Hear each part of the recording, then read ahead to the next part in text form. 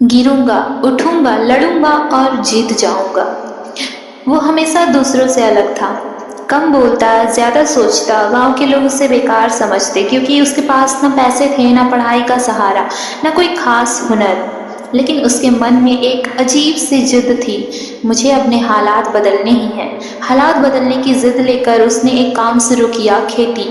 पर वो जमीन सूखी, बंजर और पत्थरों से भरी थी। पड़ोसी हंसते थे, ये खेत नहीं कब्र है, यहाँ से क्या ही उगाएगा।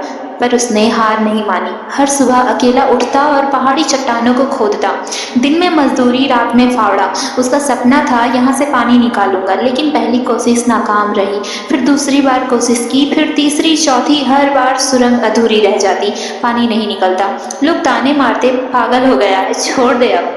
उसके हाथ छिल गए, हड्डियां टूटने लगी, लेकिन उसने खुद से कहा, एक बार और कोशिश। पांचवी बार भी पानी नहीं निकला। उस रात वो सच में टूट गया। चुपचाप पहाड़ी पर बैठा सोचा, क्या सच में किस्मत बदल नहीं सकती? सब कुछ छोड़ने के ख्याल उपजे और शांत बैठने का निर्णय ले लिया। एक तर्क उपजा कि पानी आखिर निकलता तो जमीन से ही है, कब तक नहीं निकलेगा। छोड़ने के लिए शुरू नहीं किया था। उसने आंसू पोंछे और फावड़ा फिर उठाया। छठी बार वो सुरंग पहले से भी लंबी खोदने लगा, बिना रुके, बस नियम से लगे रहा।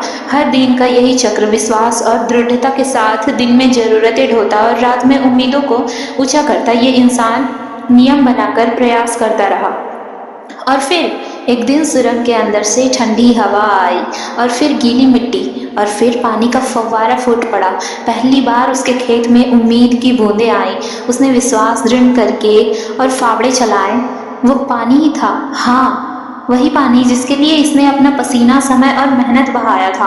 आज वही आदमी जिसे लोग अनपढ़, पागल और न जाने क्या क्या कहते थे, 12 एकड़ पहाड़ी जमीन को हरा भरा बना चुका है। 300 से ज्यादा किसानों को सिखा चुका है।